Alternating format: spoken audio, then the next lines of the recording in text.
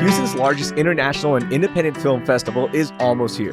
The 16th annual Houston Cinema Arts Festival runs November 7th through the 17th, featuring over 40 unique film events, workshops, performances, and more. Just the first week, you can see the coming-of-age film Tendaberry. Then, the 30th anniversary screening of Reality Bites, and Swamp Dogg gets his pool painted with a performance from Swamp Dogg himself at the newly reopened River Oaks Theater. Get your all-access passes, which include all the screenings, performances, and exclusive parties at cinemahtx.org/HCAF. Single tickets are available too.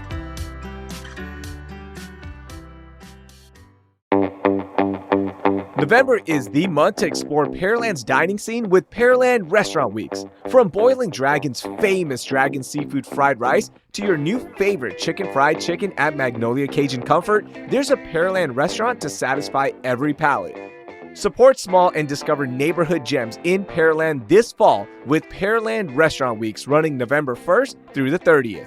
See the menus at visitpearland.com/restaurant weeks and start planning your weekend today.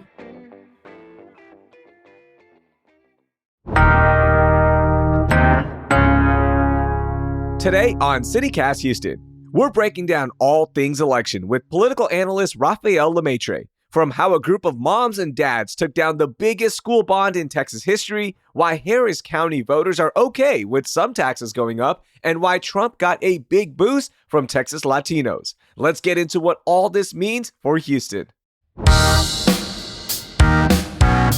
It's Friday, November 8th. I'm Raheel Ramzanali, and here's what Houston's talking about. Hey, Rafael, good morning. How are you? Hey, good morning, Raheel. I'm doing great. I want to put you on the spot right out the gate, okay? What are you doing on Wednesday, December 4th? Wednesday, December 4th. That's a very good question. I'll probably be dropping my kids off at school and struggling to get them fed and out the door. All right. Well, at 5:30 after they come home, you have to be at St. Arnold Brewing Company for our listener appreciation party. All right. There you go. That's what you're doing December 4th. All right. That sounds great. Yeah, no, that sounds like a lot of fun. I've not yet been there, so it'll give me an excuse to finally be there. Yep, you have to come join us. The entire CityCast Houston team is going to be there. Some of our favorite guests will be stopping by as well, including you. Look, I'm putting you on the spot. Put it on your calendar. December 4th, St. Arnold Brewing Company, 5:30 to 7:30. The first 25 people to arrive will also get a complimentary drink on us. We appreciate our listeners. We appreciate our guests, and we can't thank you enough. So we're doing a big party. We're going to hang out and talk about the city of Houston. I'm going to line up early, just like people did for the Beyonce rally at the stadium with Kamala Harris. I love it. There is a link in our show notes where you can RSVP, and please do that just so we get a good head count, and we will see you on December 4th. All right, we are starting with the election because there is a lot to unpack. What caught your eye? Well, look, this HISD bond was a shocker and just a huge surprise for a lot of folks who cover politics, just because, you know, school bonds are so popular. Like, who votes against school bonds?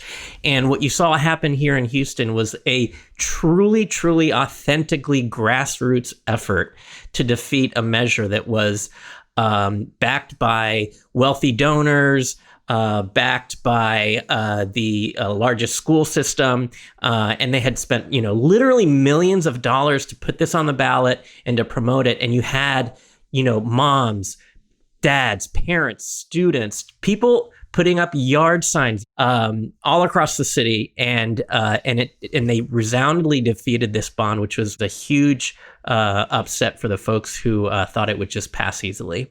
Yeah, and one thing I heard is that the district spent over $1 million to promote the bond with outside consultants, but the HISD administration thought it would pass, so they were going to use money from the bond to pay for that. So basically, they were using the bond like a credit card. So now they have to figure out where that money is going to come from since the bond failed, and HISD already has a super tight budget and had to make cuts. And look, we saw the rumblings, right? We saw the momentum build.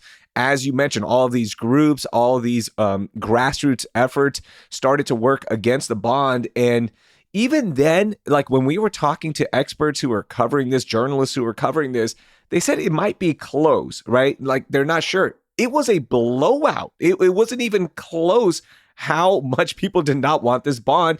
And it truly shows you what they think about Superintendent Mike Miles, who was put in by the state, by the way, and his administration and the way he has handled things here at HISD. And that's exactly right. I think that's what ultimately it was. It was a referendum on him and his leadership and the state's takeover of the schools. I don't think people who voted for this are against, better HVAC systems for schools or fixing playgrounds and classrooms and those kinds of things at schools. They really wanted to send a message that, we are not going to just stand idly by while you take control of our schools without our input.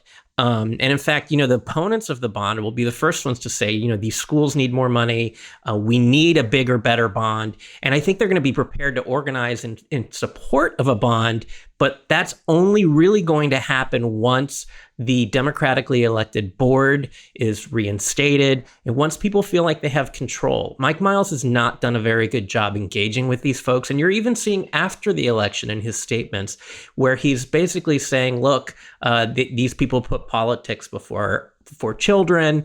And he's not recognizing that we want a dialogue. We want them to listen to the community, and listening to the community means making sure the community has a stake in how their schools are managed and the future of our school system. And now this is where it gets interesting in terms of the future, right? Because Mike Miles has said there is no timeline on when he and the rest of the board will move on, because it's like, is it going to be 2 straight years of positive test results? Is it 3? Is it 4? There is no timeline on all of this. So when will the democratically placed board have a chance to put a bond on the ballot, right? And then even if the administration is here, when are they going to put another bond on the ballot? So this is all up in the air right now. And they keep moving the goalposts. And that's what I think is another source of frustration for parents, is that there's no end in sight. Like, what is the ultimate outcome? Even when they took over the schools in the first place, the community put forth information and data showing that actually the schools that they initially used as an excuse to take over were performing better and were exceeding the expectations. They weren't doing great, but they were doing better than they had been doing in years prior. And so with no end in sight, I really do hope that the superintendent gets the message that that this is not a community that's just going to relent and just look the other way and give up.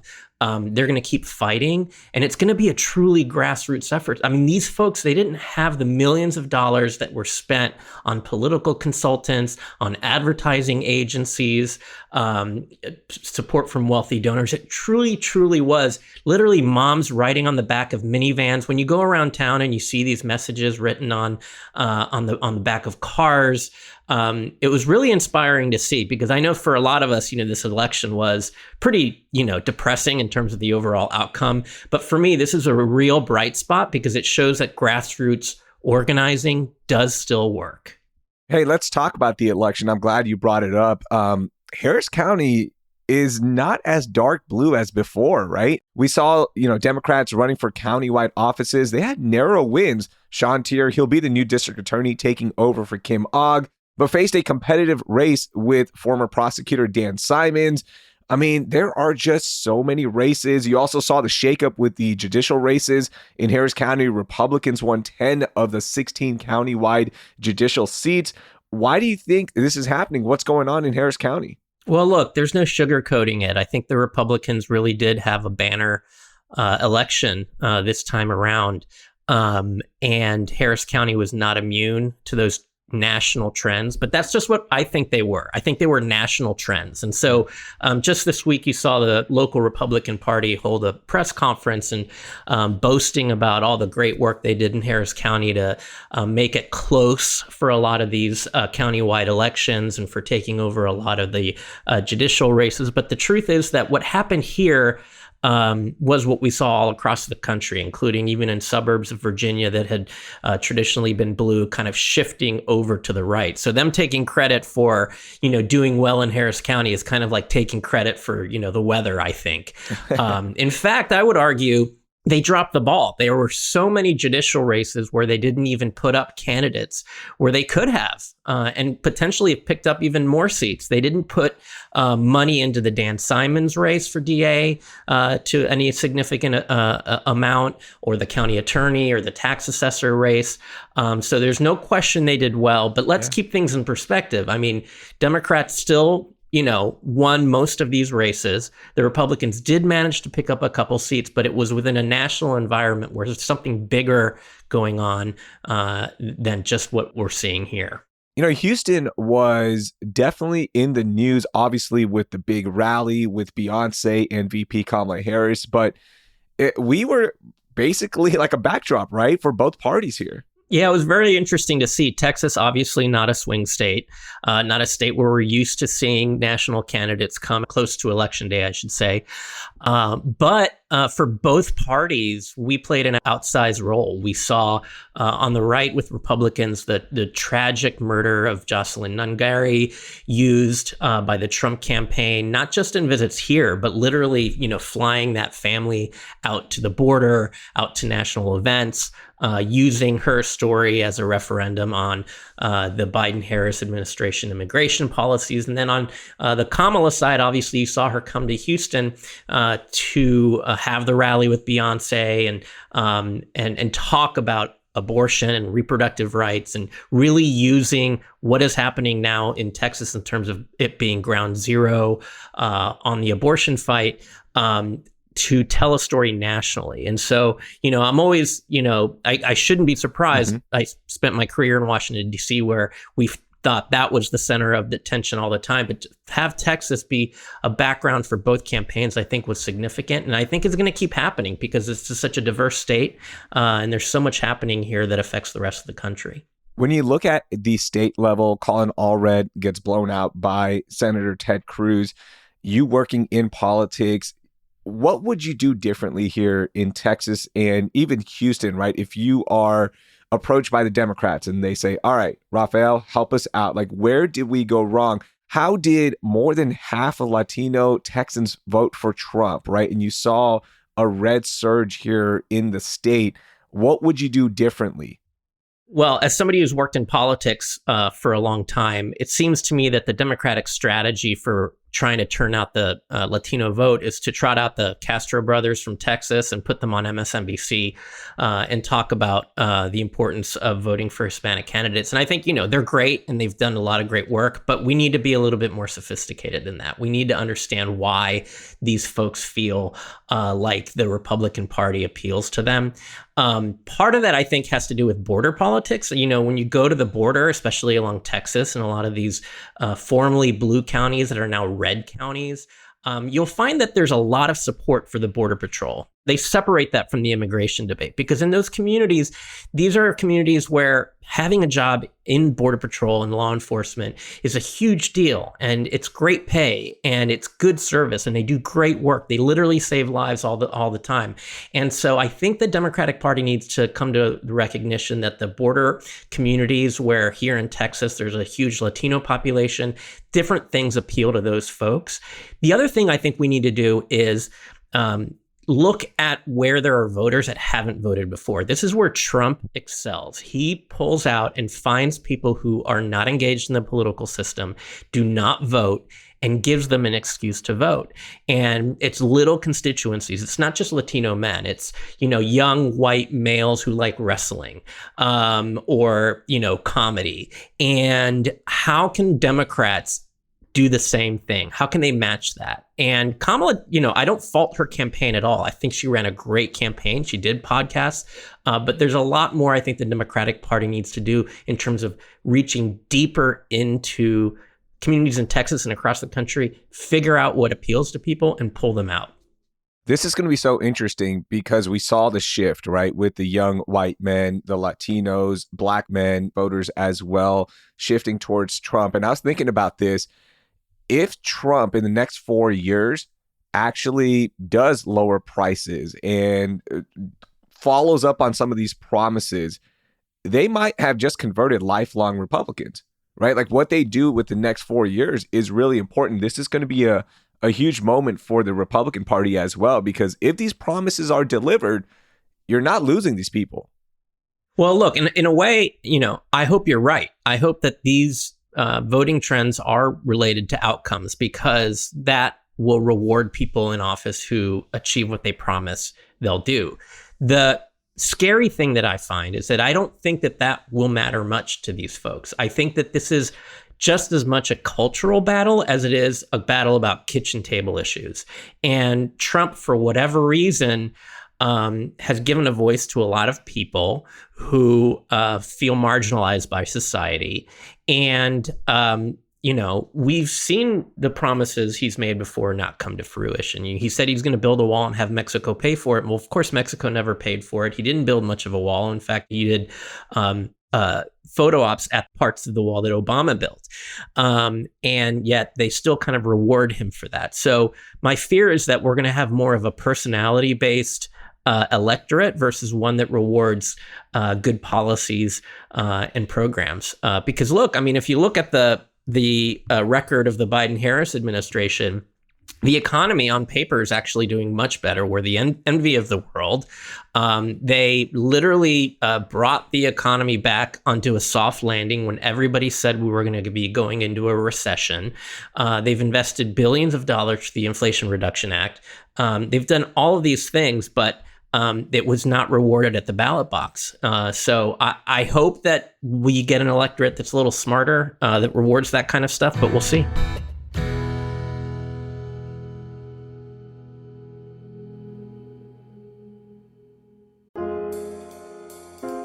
One thing I love about Houston is that it's full of amazing stories. Here's one that I just learned about. In 1940, a girl named Ruth Steinfeld and her family were deported from Germany to one of the first Nazi concentration camps in France. She and her sister managed to escape with the help of a rescue group, and Ruth ended up making a life here in Houston. Now her portrait is part of a new exhibit called Facing Survival by David Casson. The exhibit memorializes over 24 survivors at Holocaust Museum Houston, and they really make you think about the resiliency of the human spirit. Facing Survival is on view now through January 5th at Holocaust Museum Houston, and the museum is free on Thursdays from 2 to 5 p.m., and kids 18 and under and college students are always free at Holocaust Museum Houston. Learn more at hmh.org/facingsurvival.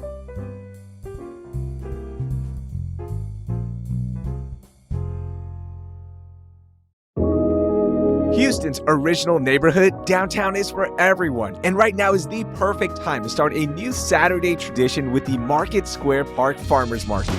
Every Saturday until November 16th, from 10 a.m. to 2 p.m., you can enjoy this great weather that we're having and walk the farmers market like I do and check out all of the local growers and makers as they provide access to seasonally fresh and affordable fruit and vegetables, plus meat proteins and prepared foods, as well as other household goods. The best part? The Market Square Park Farmers Market is in collaboration with Central City Co-op, which is Houston's oldest organic sustainable food co-op. There are several parking options, and it is accessible by the Metro Rail, so you can easily get to it. You can also enjoy live music performances by local artists and other entertainment so the entire family can have fun. Learn more at downtownhouston.org. Downtown Houston, get energized and revived. All right, Rafael, we hit on some high points from this week with the election, but there were so many other things that have happened with the election. So let's talk about some overlooked aspects of it. What do you got? Well, one thing was, we talk about polling a lot, and, people like me who obsess over polling and like constantly hit refresh on, poll aggregators to see what's going on. Obviously, we were disappointed on the nationwide trends, but here locally too. The University of Houston did their poll of local races, and for example, they found that Sean Tier was ahead of his opponent Dan Simons by something like 12 points or 10 points, something like that. And of course, it came down within 2 points. So it was interesting to see that the local polling was also off, because the U of H poll is actually usually pretty good, which makes me think again. Are they missing? Are they polling the wrong folks? Are they polling in this year folks who turned out for the first time? So I'm very much looking forward as a kind of data geek to see how they will adjust to it, if they will adjust to it at all, or if there's any kind of fruition into figuring out how that happened. For me, polls are just, they're fun. They're entertainment because you just don't know, and you don't know who's being sampled, right? Like no one's going to go actually dig into every single response. So for me, it's just like, who do you trust on these polls, right? There's so many polls out there. It's just entertainment at this point. It's like looking at predictions for a sports game, right? Like you just go, okay, cool. This is what you believe.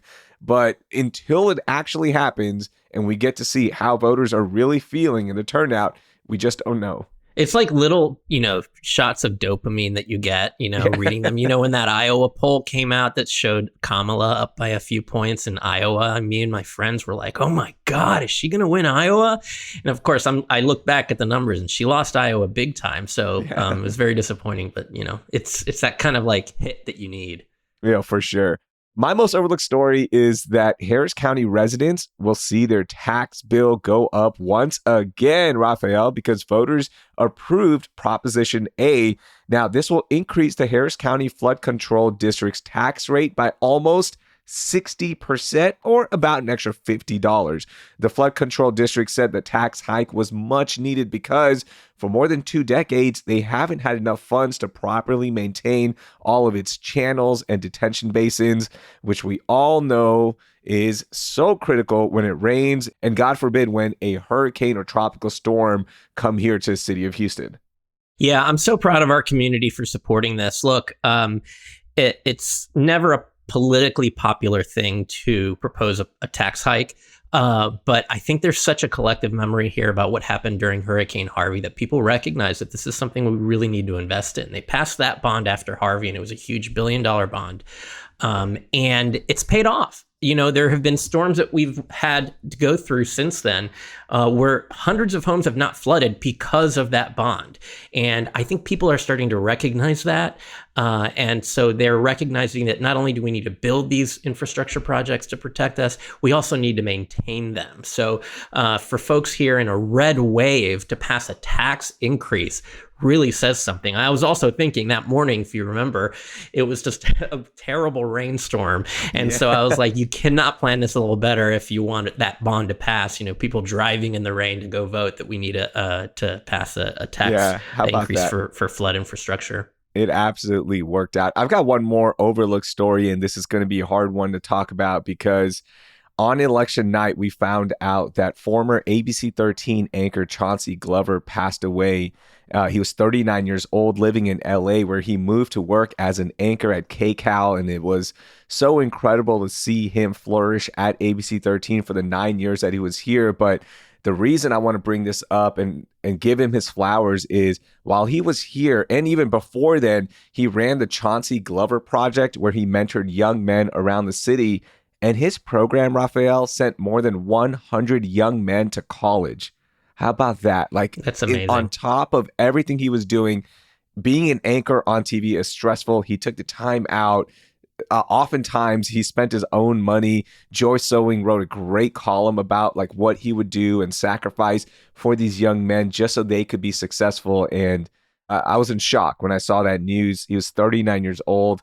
One of the nicest people you would have ever met here in the city of Houston with such a high profile job. Yeah, it's really shocking to hear that news. And, I think the thing that people don't realize about journalists oftentimes is that their jobs aren't just to inform the community, it's to engage with the community and to help the community. But to go above and beyond and reach into the community and help young people like that is really amazing and a testament to his legacy. So really sorry to hear that. And I know that his colleagues at the local stations are mourning him. Yep, you will be missed. Rest in peace, Chauncey.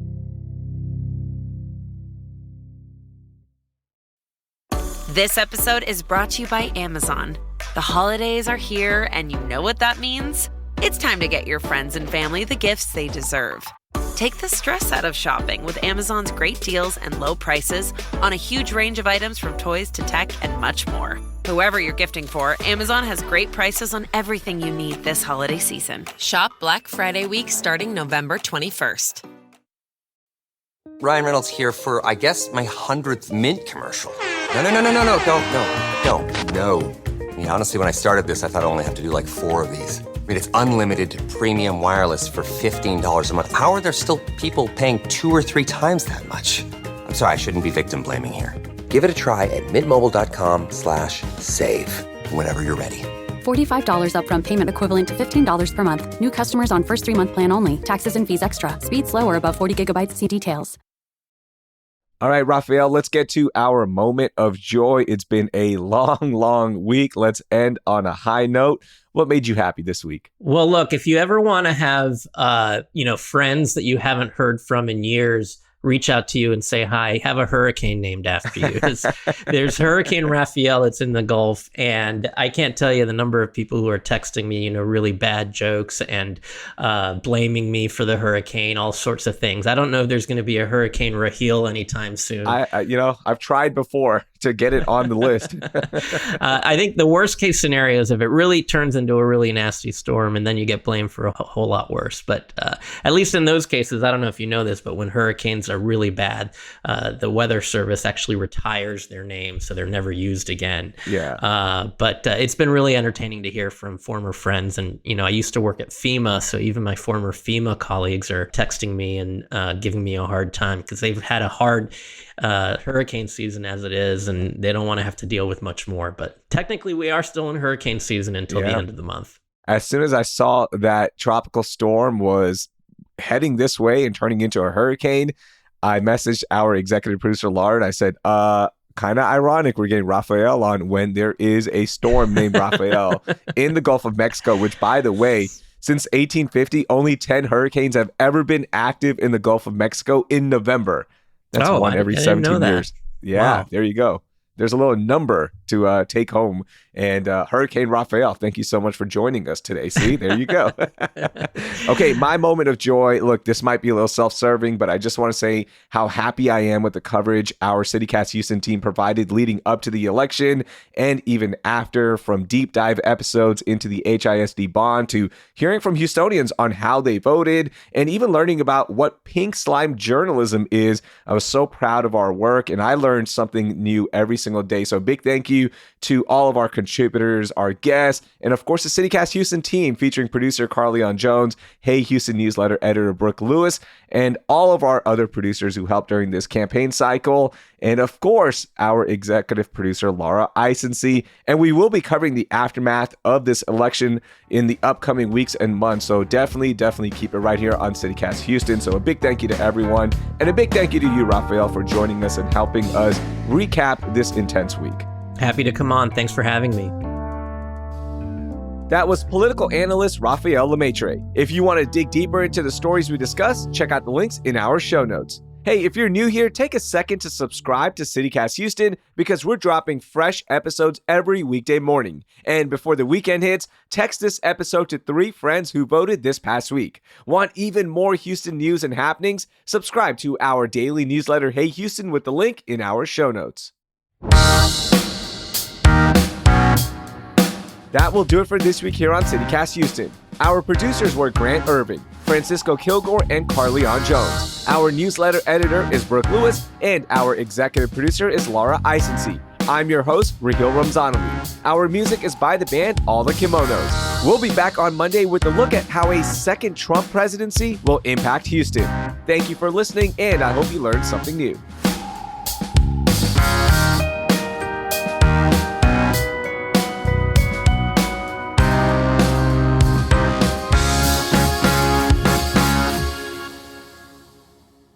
No, sorry, that's not right.